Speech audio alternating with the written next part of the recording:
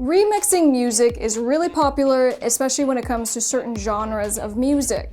And one of my clients emailed me this week and specifically included a video and said, can you react to this video because I do remixing? And in this video, they kind of share some information. I want to know if this is right and if I'm legally protected. Now, the title of the video is, Can You Get Sued for Remixing a Song? And the video is by a channel called Smart Rapper. So in today's video, I'm going to give a lawyer's reaction to Smart Rapper's Can You Get Sued for Remixing a Song? Hi guys, I'm Miss Crystal. I'm an entertainment attorney, public speaker, and author of How to Keep Your Dukes Up in the Music Business. I'm the owner of Dukes Up Records, and most importantly, I'm an independent musician. We have kind of a different setup today, so I'm watching it on my phone. What up, Smart Rapper family? I had a great question. Somebody asked, can you get sued by a big name artist if you make a remix to their song? Or are you even allowed to actually legally remix a song? Well, we're going to talk about that today. You're going to get smarter. It's a very simple answer. I'm going to tell you how and why it works, or how stuff works and stuff like that, so you don't get in any trouble and understand, just all of it, right? I'm Rob Level, this is SmartRapper.com, and you're about to get smarter and not get sued right after the intro. Good. As the music attorney here, we want to get smarter. We want to not get sued, so let's see what he has to say. You're not going to get sued by an artist, but what's going to happen is this. If you remix a song, let's say you upload it to YouTube, the thing is you cannot monetize it. You cannot monetize. Monetize means make money from. You can't make money from it. So you can't put ads. Okay, so what he's talking about with ad monetization on YouTube, there's a couple of places that this comes up, right? So the first might be if you're doing a cover song. So I've seen artists upload and they'll be like, this is my remix, and so they will essentially do like a cover. Now, we have other videos on this channel where I show you how to legally be able to upload a song to YouTube to do your own cover, so I'll link that down in the description. But more commonly, what we are talking about with remixes will be, let's say, if you remix a song by taking the vocals, right? So you'll take, if it's Katy Perry's song, you're taking her vocals, you're doing a new instrumental bed, your own production around it, and then it becomes your remix. Or conversely, maybe let's say you're doing a mixtape. Sometimes artists will take the instrumental of another person's song and then do something new on top of it, like a new vocal line. And so in both instances, they'll call it a remix, they'll re-release it, but that is not a cover song. In the instance that you're actually taking any portion of anyone else's song, it's actually called sampling.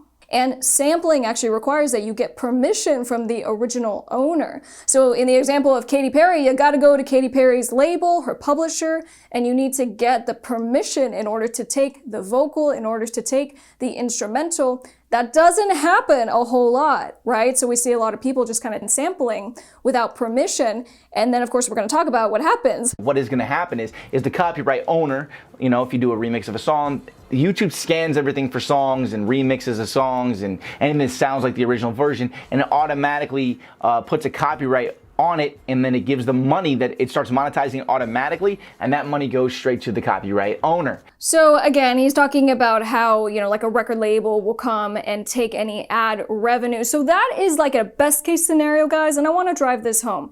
When it comes to, cover songs and sampling, if you don't have permission to do it, okay, really important piece here. If you don't have permission to do it, what can actually happen is that, you might get a copyright strike on your channel, and 3 strikes, you're out. I mean, your entire channel gets wiped out and you no longer have a channel. And so if you are an artist at any stage, this is one of the most scary things that can happen. So, don't get a copyright strike, but certainly don't do something that's going to get multiple copyright strikes and ultimately get your YouTube channel deleted. So you have to be very, very careful. And we're going to talk about why and how this all works legally. Really a big deal. It doesn't hurt you any. You're allowed to do remixes, and actually doing remixes is a completely common thing in hip hop, as you already know. When it comes to sampling and remixes, it's actually very common in all genres for people to do this. And unfortunately, in the music industry, there's kind of this culture of a lot of, especially independent artists, who just do it, right? They just remix, they take a popular song, and they might be doing it for marketing reasons, right? Someone searches for Katy Perry's song, they accidentally find your remix, they become a fan, cool. But again, there is a lot of risk attached to it, and here's why. You are not supposed to do any kind of sampling or to take something from someone else's song without getting permission. And permission is going to be actually reaching out, and you usually do a license agreement. And so let's say you reach out to Katy Perry, and in this instance, it's probably her label, and it's probably her publishing company. And you say, hey, I want to use her vocals, I want to do a remix. And they'll say, okay, great. This is what you're going to pay us in order to do it. And in exchange, we give you a license. So actually, it's not a free-for-all. And the way that, it can kind of backfire in a very bad instance, and we've seen this happen with our clients, is under copyright law. If you take someone else's sample without their okay, you've violated their copyright, and under copyright law, you can be found liable for up to $150,000 per infringement. So just to drive that point home a little bit more, let's say you remix a song, you throw it up, your SoundCloud, you get, let's say 20,000 plays on it, right? It's a good little marketing tool, but then you get sued. And the way that it works with the damages is that they don't have to prove that they were harmed financially. They just have to prove you stole their sample, and you automatically have to pay these damages pursuant to copyright law, which again can be up to $150,000 plus the record label's lawyer's fees for having to sue you in the first place. And guys, this is absolutely no joke, and I can give you an example because I actually represent a client right now whose song got to a decent amount of popularity, but it wasn't huge. And what happened is that an artist on a major label took the instrumental bed, remixed it, did a new vocal line over it, and re-released it. No compensation, no license, and so now we're, in a position where we're gonna bring a claim. Now we want to avoid a lawsuit. Lawsuits are super expensive, but the point just being that you don't want to be in that position, especially if you are a big artist signed to a big label, you have a great release, you have all kinds of fans and plays and this and that, and and you just didn't think about it because maybe you were misinformed about the reality of sampling music and how dangerous it is. A great way to gain a fan base if you do an amazing remix and you happen to get into and you happen to have good search engine optimization. It is. Again, I just, the reason why so many artists do this is because it just gives you that instant connection with new fans of Katy Perry or any other artist who knows the artist, loves the artist, and then gets to hear your amazing production, or vice versa. They get to hear your amazing rap or your amazing singing voice over someone else's instrumental. But I have to say this to my clients. I go, look, I hear ya, I hear that's kind of the culture and this and that, but the point is that you want to be successful. The point is that you want to get this thing to a level where everyone is looking at you and everyone kind of knows what you're doing. So now as your success builds, there's a target on your back. And we've seen with some artists like, let's say Nicki Minaj, who's done mixtapes, right? And so she'll release something like 7 years ago and nothing happens.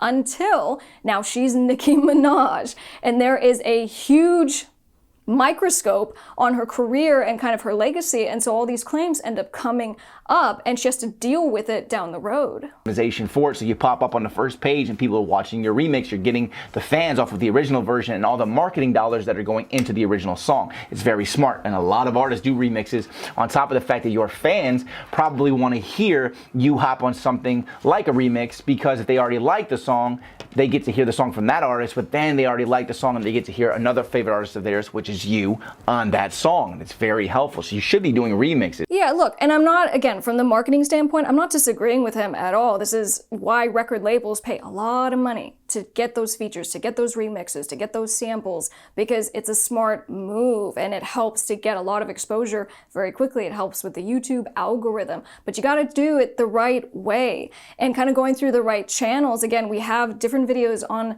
this channel where we talk about how do you do these legal clearances and going to platforms, researching. And what my clients will ask usually at this point is they'll say, well, okay, if I am going to do this the right way, how easy is it? Am I going to be able to get Katy Perry's permission or her record label's permission? And the answer might be no. Maybe you don't have the negotiation power right now to be able to get a fee that makes sense for you, but maybe you can't. The point is, try. And I've kind of used this as example before. I am an artist myself. And I had a record that I was putting out and I had a sample on it. And we went through the process and we weren't able to get it cleared. So at the last minute, even, when everything was being mixed and mastered, before we released it, we had to take off the sample because we couldn't get it cleared. And, we hear all kinds of stories of this happening when, Kanye wants to clear this amazing sample, and he usually can, but he also has a budget now. He also has connections. He's Kanye West, but it took him a while to get there, but he has to do this by the book. will.i.am, another amazing producer who samples a lot, because sampling is not only popular, but, if you have a hit song and you take something from that hit song, it's probably going to do well because it's already been proven on the market. So from the marketing standpoint, not disagreeing. It's just, as far as the legal ramifications of what can happen as a music attorney, it can be pretty scary. Of course, it is oversaturated, but you have to think about it. It's not about that. It's like, would your fans like to do it? Do you like the song? Do you want to remix it? All right, and don't worry, you're not going to get sued. Nobody's going to sue you unless you're making a lot of money off of it, and it's going to get copyright pulled. Respectfully, I gotta disagree. I've had people kind of get into these situations, and it might not even be a lawsuit, guys. What can happen is that as a first touch from the record label and their attorney is you get a demand letter, you get a cease and desist. And so sometimes what they do is that they'll shut you down real hard, so all your work, all your effort, they're taking down that song super quick because they're threatening to sue you because that's what's gonna happen next, but then they're also making you pay money. And so they'll say, well, we'll settle. We'll be done with this. We won't sue you, but here's what you're going to pay us because you violated our rights. So even if you don't get sued, it's still kind of a bad situation. And even to his point, he goes, until you blow up and you get, a certain amount of money and this and that, it's not going to be a problem. Well, that kind of implies that there will be a problem at some point. And I kind of made that point, right? As you grow and the general awareness of who you are rises, so does the risk of someone finding out about your infringement. It's kind of, I call it experiential wisdom. Just because the bad thing hasn't happened yet, it doesn't mean that it's not going to happen at some point in the near future. And again, guys, none of us do this as far as being musicians, putting out music, trying to do things that are savvy marketing techniques because we want our songs to fail. We want things to blow up and go viral. So when you get to have your moment, you don't want that moment to be kind of squandered because now you're in a legal battle with Universal Music Group. As soon as you upload it anyways, so you're not going to get sued. They're going to be making the money from the views that you're getting, but you're going to be getting views and new fans from them dumping advertising dollars into that song that's moving. And then if you push it and get on the first page or your fans are hearing it, it's like an even trade. They're making some money, but you're getting fans, right? You just became a smarter rapper. So he's kind of emphasizing, well, the worst that maybe could happen is that you get demonetized. They're taking your ad revenue on YouTube. But like I said, really the risk is that you're going to get a YouTube strike in a best situation, right? Now, I've done a video on this channel reacting to a Rick Beato video because he got a copyright strike for the first time on his channel. He was talking about how scary that was because he has a huge following. And he understands if he gets 3 strikes, his channel will be deleted. So I just want to emphasize that point. If you're going to do it, don't be like, oh, the only risk is I'm going to lose my ad revenue. No, you could get a strike. You could get not only a cease and desist letter, but demands that come with it. You're going to pay me money. You're going to do all this stuff, or I'm going to sue you, or you're actually going to get sued.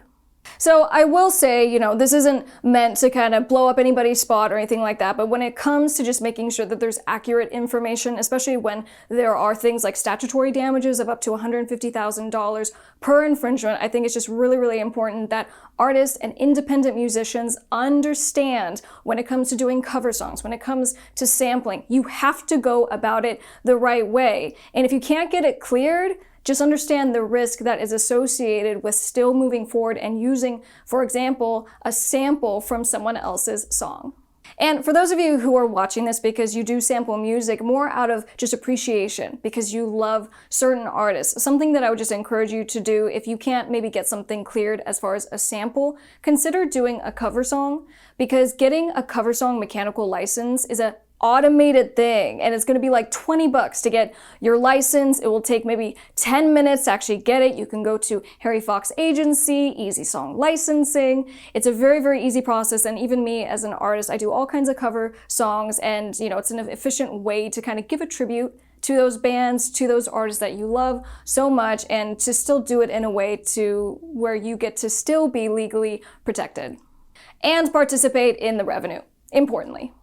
I've been in the entertainment industry and doing music since I was about 4 years old, so I definitely get it as far as being an independent musician, trying to make a successful, sustainable career. But as an entertainment attorney today, I definitely see the other side of risk and ways that you have to legally protect yourself. And if you guys are looking for maybe more of a deep dive on how to protect yourself, definitely check out How to Keep Your Dukes Up in the Music Business, which is available as a direct digital download, meaning you can get it to your device right now. And in this is basically my A to Z guide on how to have a successful music career. I'm going to talk about everything from the legal stuff, copyrights, trademarks, but I'm also discussing music marketing. I give you contracts that you need to protect yourself, so definitely check that out. Link down in the description below. If you're interested in checking out some of my music, just search Miss Crystal on all music platforms. And I'll be sure to link some music videos at the end of this video. Don't forget to come say hi on social media. I'm definitely the most active on Instagram, and it's always amazing to meet you guys. I'm gonna get out of here, but be sure to subscribe, turn on those bell notifications so you don't miss any videos from your new favorite redhead. I'll see you guys on the next one. I'm Miss Crystal. Bye.